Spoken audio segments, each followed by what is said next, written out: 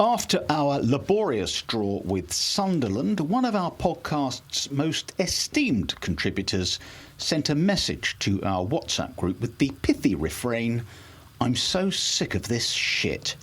Well, aren't we all? In the first half, nascent signs of progress. In the second, we parked the bus so deep it was in the go-kart car park. Kudus got injured, of course, leaving Tell and Odobert to provide the only flickers of life in a tactical setup that's increasingly negative. It's January, which means Johan Lange should be kicking on gas, but is he merely the catalyst for our decline? The ITKs are already out in force, linking us with various fantasies, and no marks will have a look at that. Meanwhile, Mikey Moore is busy scoring in the Old Firm derby. Should we get the kid back to show our seniors how it's done? Because, let's be honest, looking at the current squad, would any of them even make the bench at City, Arsenal, Chelsea, Wolves? We'll look at that and ahead to Bournemouth. Loads more besides. It's Nice One, Cyril.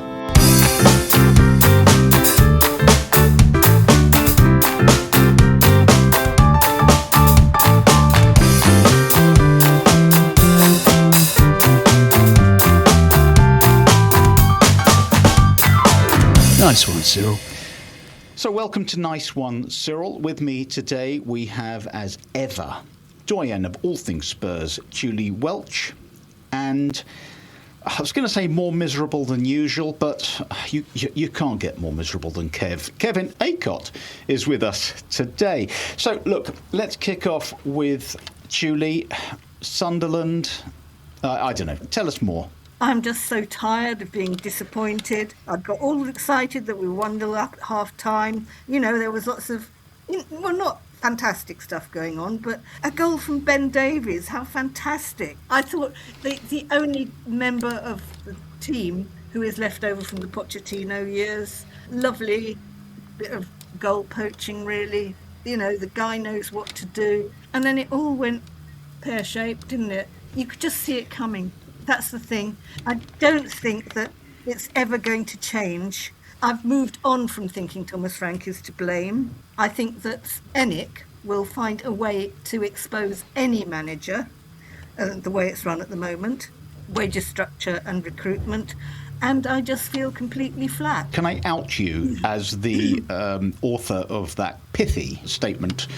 I'm so sick of this shit. And it was, I must say, when I read it, I would normally have a little chuckle at that, but all I could think of when I saw it, Julie, was, yeah, I am sick of this shit.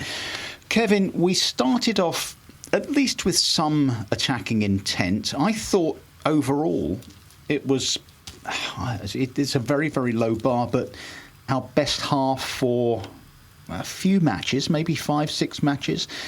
But what happened subsequently was just kind of so fucking inevitable, wasn't it?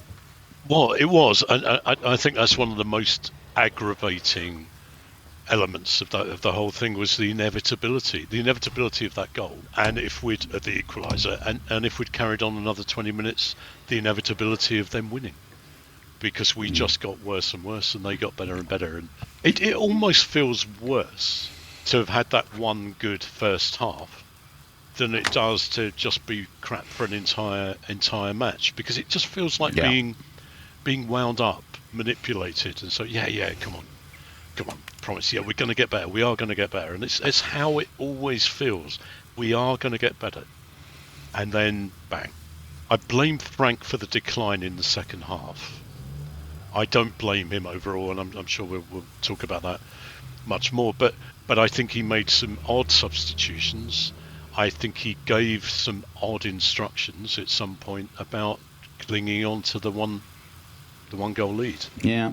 When we should have been really going for it, and we didn't.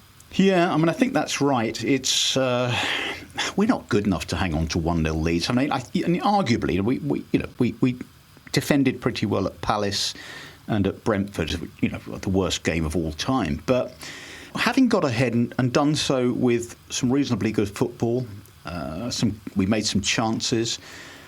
You would hope that he would see the light, that the instruction would be, well, just carry on doing what you're doing, boys. It's effective. They are stuck. They can't get out. And, they weren't. I mean, Sunderland are a team full of hard-working, tidy footballers, but I couldn't see one player who I thought, this guy's a trouble, right? You couldn't see that. But Julie, we then conceded the inevitable goal. Totally agree with Kevin that at that point, having conceded that goal, I thought, well, OK, there's only one outcome now.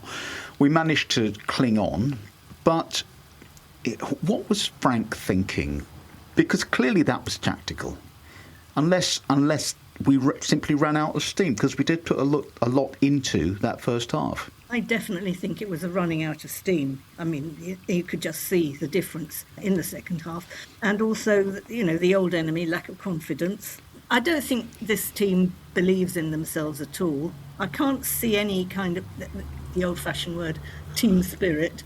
It was very subdued, I thought, in the second half. Anyway, it was so boring, wasn't it? I definitely thought, actually, that there was one Sunderland player, that Brian Brobby, which thank God I'm not pissed, because it's a terribly difficult name to say. I think he's a very, very useful player. And I was just finding myself thinking, look, this club has just come up to the Premier League. They've recruited brilliantly. They've got a manager who knows exactly what they're doing. Their recruitment had found him the players he wanted. And they've got this guy who's just sort of appeared from nowhere, scores all these goals. I mean, why doesn't our recruitment kind of concentrate on that kind of player? Why didn't we find him?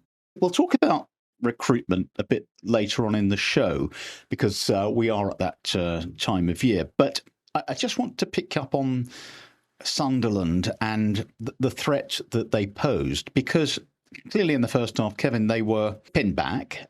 In the second half, they were either encouraged to come forward by us dropping deeper and saying, we dare you to score, or by the fact that we just had no energy left to defy them anymore.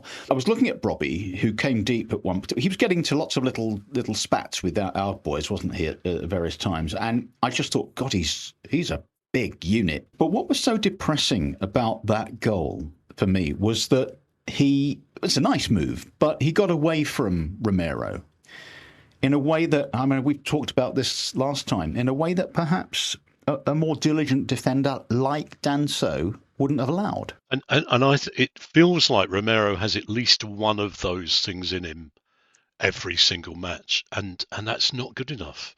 It's really not good enough. He can be a great defender, he can be a great leader, but he's not consistently either.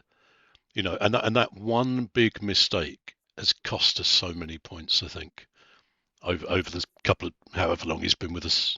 There was also that maniacal moment, wasn't there, prior to that, when he was sort of tussling for the ball with a forward, I think, near halfway, and he turned and blindly lashed at it with his left foot and didn't make full contact. And it was only, I think, was it Ben Davis getting back that prevented them from going clean through? Yeah, and I think Danso, I think we said before, Danso's a solid defender. He's not flash in the way that Romero can be. He may not create as many chances as Romero does, but he feels more solid. Ben Davis feels more solid. Mickey van der Ven is more solid. That lack of solidity, I think, is a real problem. I mean, he started playing centre forward, didn't he, towards the end, Julie? And I think that's one of the issues with Romero, is that I think he's first and foremost a footballer. I think, was it Toby Alderweireld used to say that the first thing he wanted to be was a footballer, and secondly, a defender. And I think that Romero is cut from similar cloth, except that Romero can just lose it. I think we said this last time, didn't we, that has bought into his own legend, if you like, that he's the guy who can, come forward and play passes and get up the field. And he can, of course he can. He created the goal. But I think his first responsibility has to be to stop the other side getting through us. I think one of the problems is that because there's such a lack of creativity in midfield, that he's sort of taken it upon himself out of frustration to provide the creativity. So I can't completely blame him. I do think he is I wouldn't say he's a wonderful defender. I think he's a wonderful player. And I think you're absolutely right about, the Toby reference. I don't think that's going to change until we get some creativity in midfield. I mean, he's one of these guys who he's trying to do everything, really, isn't he? He's one of the few class players in the squad at the moment.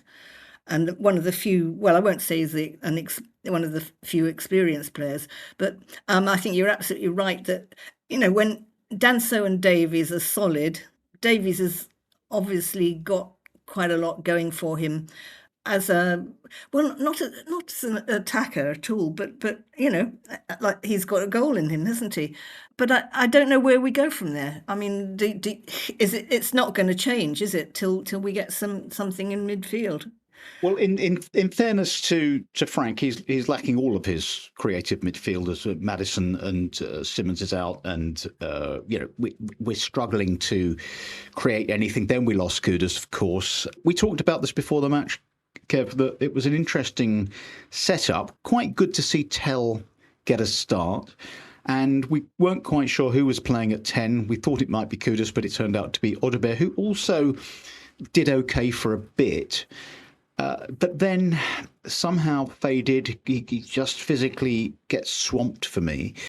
And then we had Mwani coming on and having one of his least effective games. In fact, he was fucking awful. A quick word about Tell, though. What did you make of Tell's performance? I think he did all right. I think it's probably the best I've seen him play. Odobert and Tell. I saw someone said something on Twitter. I don't know who it was. This is not an original thought at all, which was that the two of them would look better if we had that one striker, that good forward, and they could then feed into that person, that non-Richarlison person. If Harry was up there, you could just imagine those two looking a lot better.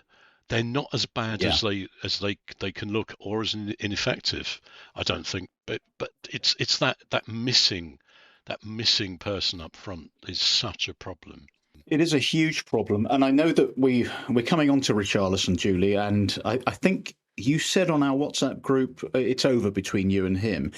One thing that we'll come on to that in a second. I just wanted to mention this about Ben Davies's goal, because at the time, from where I was sitting, I thought it was a Van de Ven shot that had been deflected in by a defender, perhaps. But on the replay, the first thing I noticed was how deft that touch was by Ben Davies. And I thought, if only Richarlison could do that, wouldn't it be great if our centre forward had the presence of mind and the technique to just change the ball's direction like that and confuse the goalkeeper. Richie, though, he worked hard. He always puts in a shift.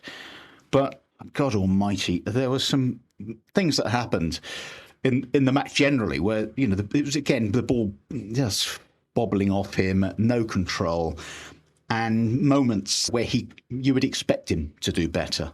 I think the frustrating thing about him is that he is capable of the occasional big moment, the moment of surprise and brilliance, and then temporarily you forgive everything.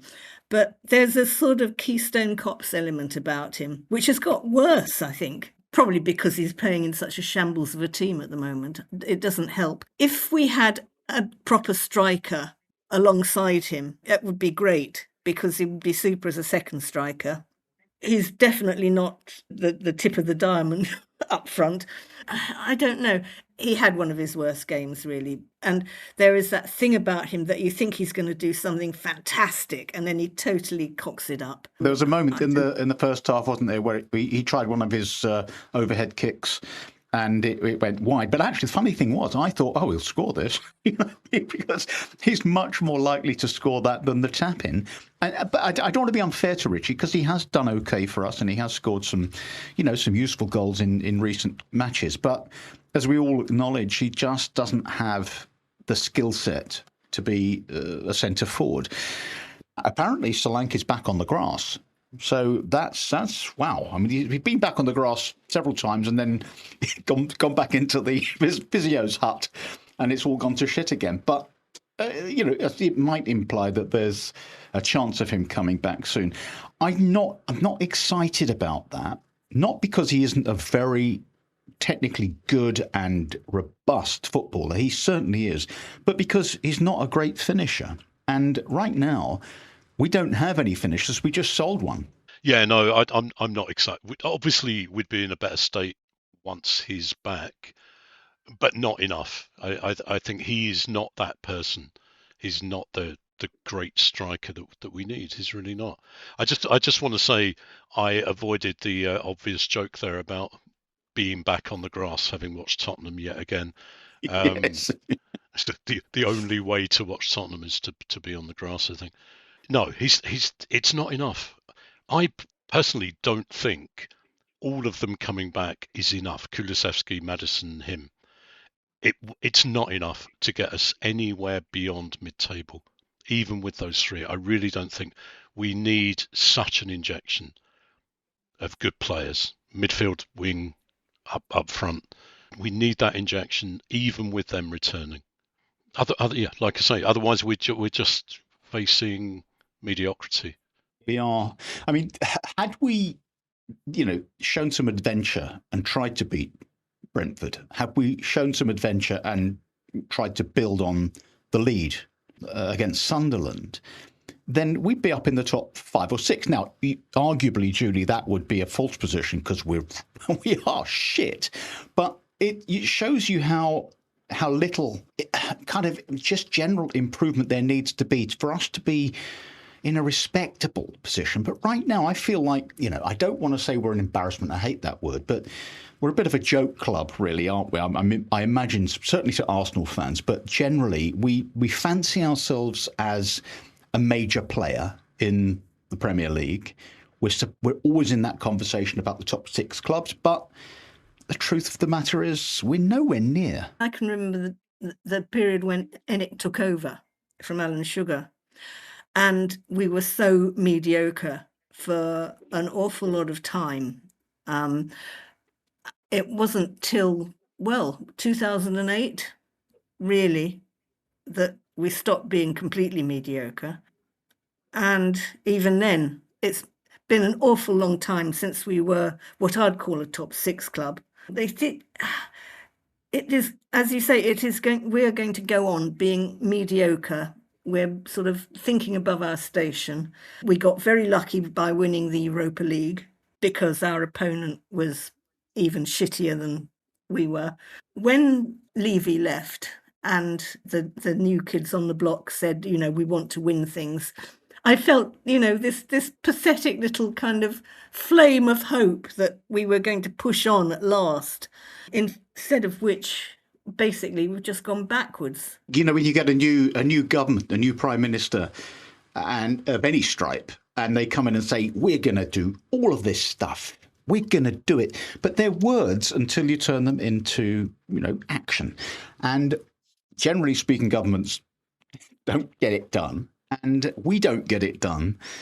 And it's very depressing. You mentioned the word last week, Julie, which I thought was bang on, which is malaise.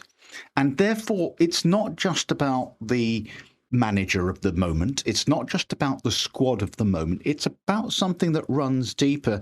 Kevin, there does seem to be a kind of a pervasive rot that we've had in this club for a long time. I don't want to say it's just about Enoch or it's just about Levy, because we've had a few moments even during their tenure where we won this cup, we won, we got to a Champions League final. It wasn't all shit, but there's something going on that is preventing us from even starting afresh and getting somewhere. I just went off on a flight of fancy there, and I was just thinking of the parallels between the Labour Party and Tottenham Hotspur Football Club, and just that sort of the mediocrity that Starmer represents, I think, and the promise that was there at the beginning of his premiership, which feels like has become a malaise as well. There is a malaise. I think it's largely about Enoch. I do. I think one of the things they've very cleverly done, the post-Levy people, is to sort of pretend they're all completely different people. and are financed in a completely different way to the way they've been running the club, for the last 30 years. But I still have that hope. I still have that there is that sort of flame of hope that there will be a Marxist revolution in this country, and Tottenham Hotspur will win the Champions League within the next 5 years. So, wow, yeah. You as you say, fantasy. Look, I want to move on to some of these fundamental issues, specifically Johan Lange. But before we do that, I know, Julie, you wanted to. We've talked about Ben Davies and his achievements, generally speaking, for the club and his performance on Saturday. But I know you wanted to wax a little more lyrically about his contribution to the club. I know it's a cliche, but he is definitely the model professional. He's somebody who never complains if he's on the bench. He sits there. If he's called upon, he comes in and performs. Never, ever performs below standard. I can't believe that over the last 2-3 seasons, social media, people like Gary from Harlow have been calling for him to be got rid of. It cost 10 million quid from Swansea City in, I think it was 2014. He had to compete for his position with Danny Rose for quite a while. He is so reliable. I think he's the last person from the Pochettino era to survive. He's 32. I'd call him one of those mentality monsters, terrific resilience. He's been through, all the shit with everybody else. Never complained, as I say. What I so admire about him is that he's obviously got a very efficient executive function, which is, the sort of control hub of your brain where you get all the shit done.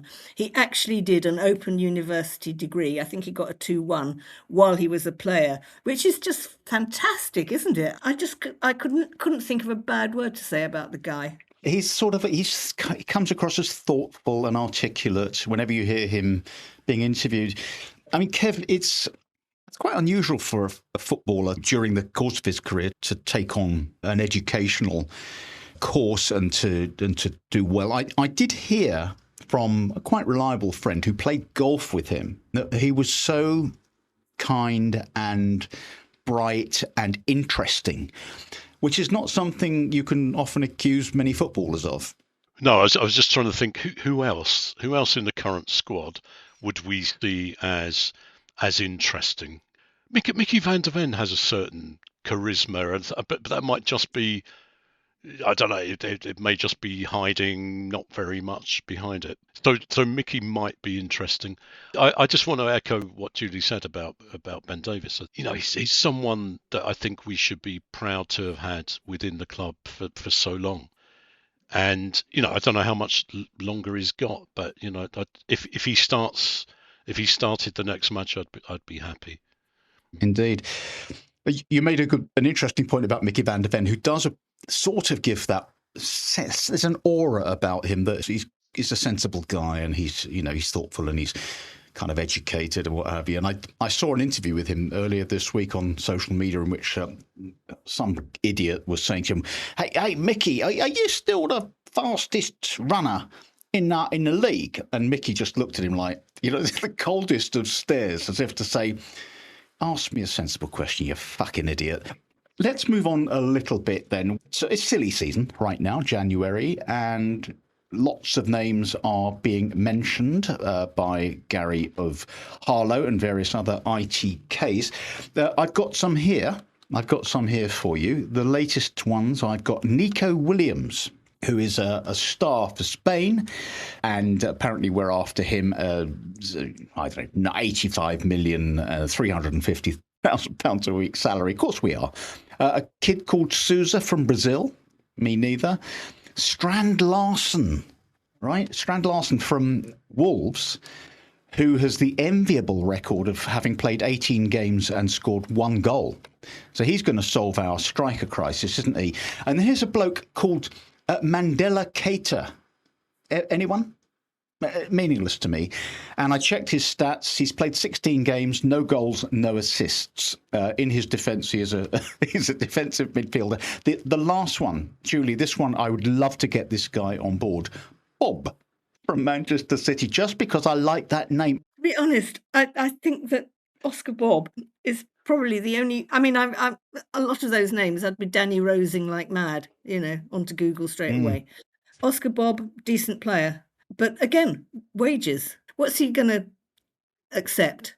He's not going to get a pay rise by joining Tottenham. There was this Brazilian kid, another 18, 19-year-old called Santos.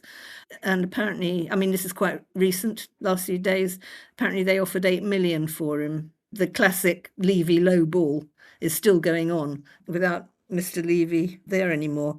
I mean, but this is the problem with the club. They're not going to get anybody decent. They got lucky because they got Harry Kane for free. And Harry Kane carried this club for so many seasons. They were very lucky also to have got Son. They picked up Dembele on the cheap from Fulham. 3 really fantastic players. They did well to get Jan Vertonghen and then Toby and Lloris. I still don't know why the 3 decent players actually agreed to come to Tottenham in those days, but probably they were spending better then than they are now. Until the wage structure changes, until they actually offer good players realistic salaries, then we're going to, end up with the same sort of 35 million quid dross. Well, I'm not necessarily dross, but players who aren't quite up to it that we've got now.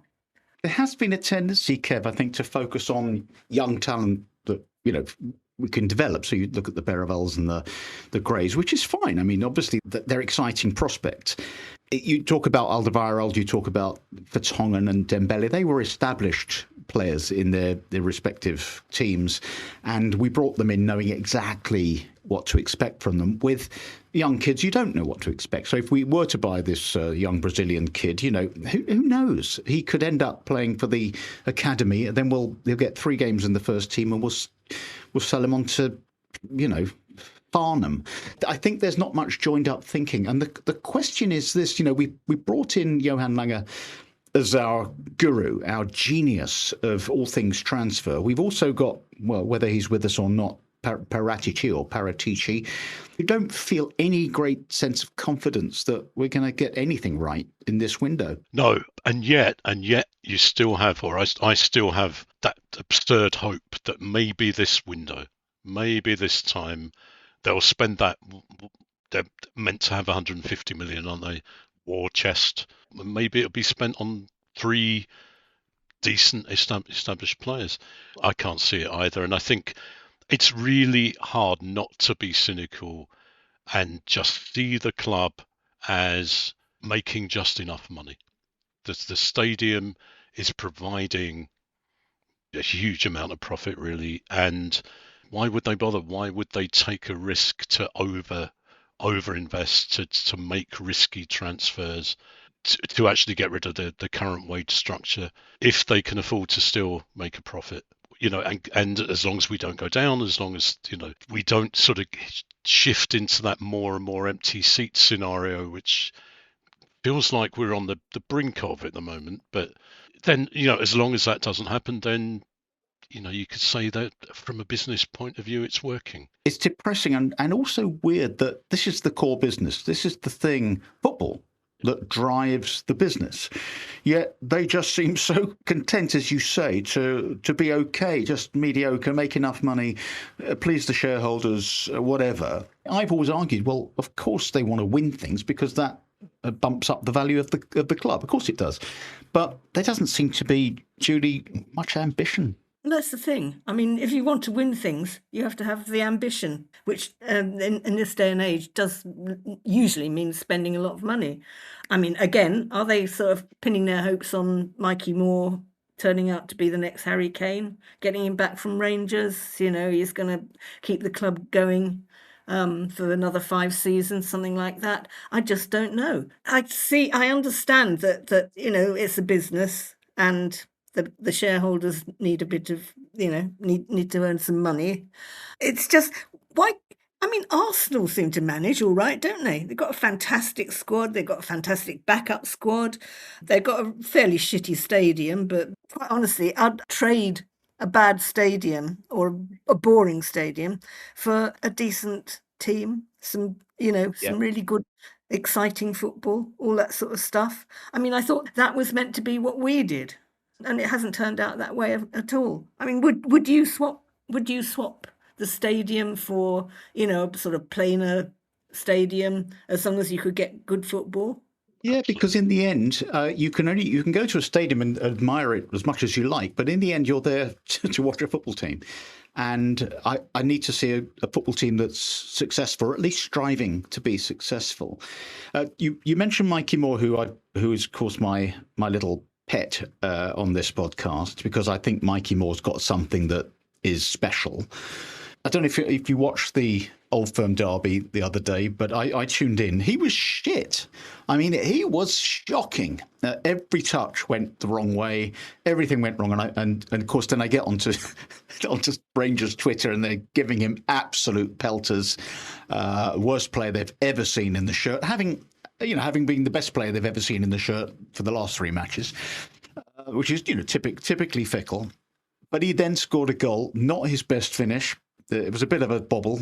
Kev, did you see that? Because that instantly transformed him to legend and hero. I think bizarrely they're desperate for a hero, aren't they? That we really need to get him back. I because we need. That's what we need.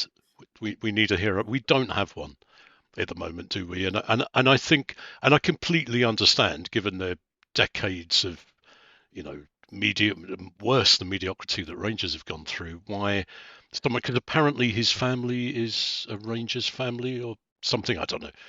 They really wanted him to do what he did, and he did it. Yeah, it wasn't the greatest of goals, but it was lovely watching.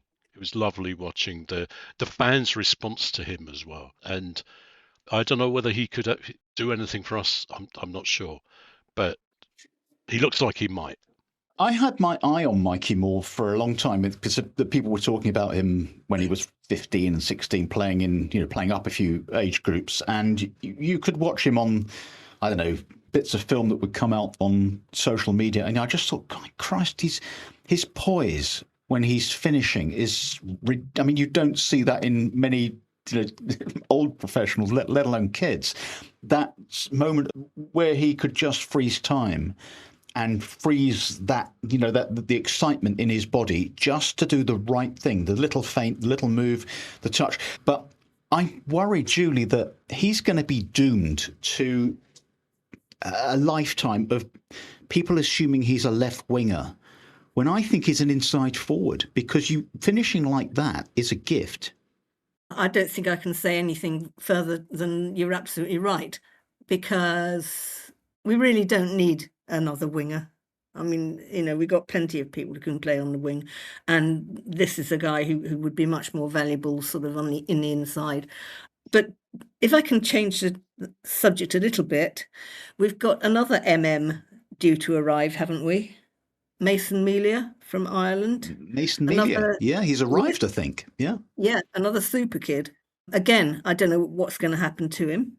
It's been very underplayed as far as I can see. I haven't seen much on the socials about him. But again, he's meant to be another wonder kid.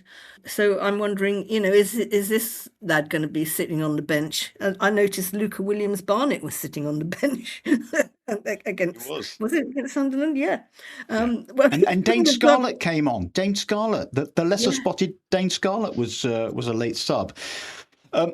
Kev, let's move on a little bit. Before the match, we were both trying to find reasons not to go. In my case, I've had surgery on my hand well over 2 weeks ago, well, almost fully recovered. It was cold. My bike, I was a bit worried that my electric bike would be low on battery. Turned out it actually was. What was in your mind about, how could we possibly avoid this ghastly couple of hours? I was hoping the weather would somehow deteriorate to the point where the match was postponed. I genuinely was. And it got worse when my daughter actually genuinely wasn't very well. I think she was convincingly genuine, I think, that she couldn't do it. And one of the big parts for me of going to Tottenham is to meet up with her. And she couldn't do it, which made me even more reluctant to go. I then managed to sell her ticket, which was also ended up being slightly disappointing because I then felt guilty. It was another friend of mine, and I felt guilty, and I thought guilt is wrapped up so much in supporting Tottenham. I feel guilty that I actually have condemned both my daughters to a lifetime of supporting Tottenham. I then managed to sell the ticket to a friend of mine who was incredibly disappointed after, because we met up at half time and we were doing the usual thing. Things are looking great, aren't they? Yeah, things are turning around. Yeah. So I ruined his life. I've ruined my daughter's lives, and I'm never going to go again. That's what I've decided today. Oh, so I'll see you at the next match then. Lovely. Yes. This is the thing, though, isn't it? I mean, Julie, you don't attend very often these days. Only if I don't have to pay. That makes enormous sense. If I can get in on a media ticket, I'm in. But I just think, it's so shit at the moment. Why should I spend any money? I don't have a season ticket because in the past, I've always been able to go to games for free. I mean, I'm so seriously glad that I don't have a season ticket, because then I'd feel obliged to go. And at the moment, it would just be too demoralising. And my boys have more sense, even when they were young children, than to support Spurs. Liverpool, Manchester United, Newcastle. Yeah, well, that's something as a parent, that's the last thing you want to do, is inflict that much pain on your children.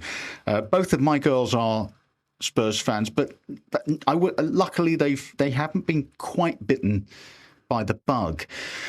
So it's just we do that sort of sighing at each other when I get in from the match. Yeah. Well, you know what happened. Funny enough, before the match, I was debating this with my wife, and she said, "Well, your hands are bad, aren't they? Because they're still sore," and they are. They're very sore, and I didn't really fancy cycling.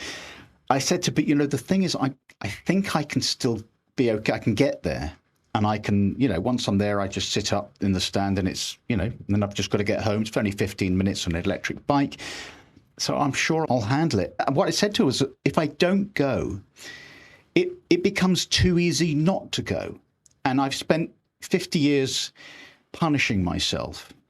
And I think if I stop, because everything's on telly now, then I might get into that groove where you think, well, fuck it, I didn't go last week or the week before. I'll leave it this week. And I don't want to be that guy. I want to go there. I'm a masochist. I want to be there and suffer. And I'm going to carry on doing that. I was just going to say something. A friend of mine came down from Sunderland. He's a Sunderland fan. He came down and went back, and they had a great day. And I thought to myself, if someone had offered me a free ticket to do it the other way around, to go up to Sunderland, would I have gone? No, I wouldn't. I might have done 20 years ago, 30 years ago. I wouldn't do it now. It's certainly the way we're playing. I can't imagine how much better we'd have to be for me to even consider that. I think our travelling support is spectacular, and my heart bleeds for them, because most of the time they turn. Well, actually, of course, we are top of the away league, so they probably haven't been too badly served results-wise, but performance-wise, Christ, it's embarrassing, isn't it? Let's move on to another subject I wanted to quickly discuss with both of you. It was this. I was looking at the Arsenal match against Bournemouth at the weekend, and their bench was phenomenal. Saka was on the bench, and Marino, who's been doing fantastically for them, and I don't know, several other players, like Trossard, players who would easily make it into our first team, and that's their bench. And I thought to myself, how many of our players, and I go right across the squad here, would even make it onto City's bench or Arsenal's bench? And the only name I could come up with, and who might even sneak into their respective sides, was Van der Ven. Julie, do you agree with that? Are we just totally lacking in the necessary quality? I'm nodding vehemently that Mickey would probably get at least on the bench and probably get a game at any of those clubs, and give it one more season, and one of them will probably buy him. Just to depress everybody further. Apart from that, I mean, why would you? Romero was a fantastic member of the squad at one stage, but he's definitely gone off, as my mum would have said. You wouldn't want Flappy, would you? You probably would turn your nose up at Pedro Porro. Honestly, I'm lost for words. Kevin, can you make a case for any of our players? No, I was just giggling at the idea of Porro playing for City or Chelsea or Arsenal. There's absolutely no way he would be anywhere near the bench for any of those teams, and that says so much about our recruitment and about the way our squad has been built or has fallen together over the last few years. There's no way. I agree. I think only Van der Ven would be likely to get a game for any of those teams. And he'd probably struggle at Arsenal. They've got Saliba and Gabriel, who are as solid and effective a centre-back partnership as you can imagine. I think, but because I suppose Van der Ven has got that remarkable quality. I won't say speed because he'd give me a dirty look, wouldn't he? But, he does have that, and it's so valuable. We've talked about this already, but unless we go out and absolutely break the bank and go and buy two name players, we're not going to get Marmouche because, as you said earlier, he's being paid too much already. He's not going to come to us, nor Savinho. Where do we go and source players who aren't players we have to Google? How do we find that? And what sort of players do we need? I was going to say, where are our weaknesses? They're all over, but where would you suggest we start? This is hard, isn't it? Because basically the whole squad, apart from Mickey, probably needs a rethink. Frankly, I'd just ask the Sunderland recruitment team. Have you got any names any names in the frame? I can't think of worse recruitment at any mid-table above club than Tottenham's. When Ange took over, I thought at that stage, things were looking pretty decent. I mean, we'd got Maddison, already got Kulusevski and Bentancur, who is another one who's gone off totally for whatever reason. You ask, where does the squad need strengthening? I mean, it's in every bloody shirt, as far as I can see, apart from Mickey's. Well, and I'll accept Danso from that as well, because I think he's decent. I'd also say Tell is probably a keeper because he can do a job. Odobert, sometimes I feel optimistic about Odobert, and sometimes I think, well, he's a bit wimpy. Muani, I don't think it's worked. I don't quite know what he's there for. I was going to talk about Muani because we can all see a player there. I think that's fair to say, isn't it? There's a player there. And he's shown glimpses of real quality. What he hasn't shown, Kev, is finishing. I mean, and I'm not saying that's what he's there for, but you would expect he scored 2 in the same game. And the more I watch him, the more I think he's never going to score, this guy. No, I mean, when he came on for Kudus for a while, 15, 20 minutes, I thought we're not missing Kudus here. Actually, Muani was sort of looking okay. And I thought maybe this is, a big chance for him. But he faded. I had no idea how many assists he has, but that's not many either. I don't think it's just about goal scoring. It's also just about being an integral part of the team or an effective part of the team, and he's not. And it does feel really disappointing because, like you say, we can see a decent player there. What's a team like Spurs doing taking PSG's dead wood? And shouldn't we be aiming higher? Now, the argument would also be that, well, we missed out on everyone we went for, and it became a bit desperate in the end. And we grabbed a guy who's a player with a reputation and ability. But I can't help thinking that this is not joined up recruitment. Right now, I think we need a root and branch change, right? Everything needs to change. From the goalkeeper to the centre forward, with the exception of Mickey, you could make a case for replacing everybody.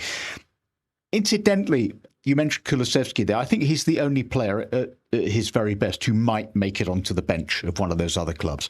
I just wanted to say that in his defence. So, I don't know, we're kind of treading water. It'll be interesting to see how this month pans out.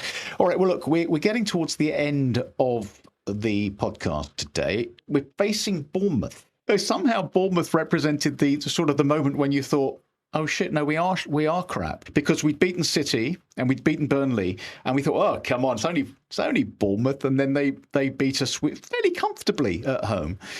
Now we're going away. They gave the Goons quite a good game the other day. Julie, what are we going to lose this one by? I think we'll be very lucky if it's kept down to 2-0. I can't see us scoring. I just wanted to ask Kev about tactics, because you're our tactical guru. So Thomas is failing pretty well in every way, whatever he tries.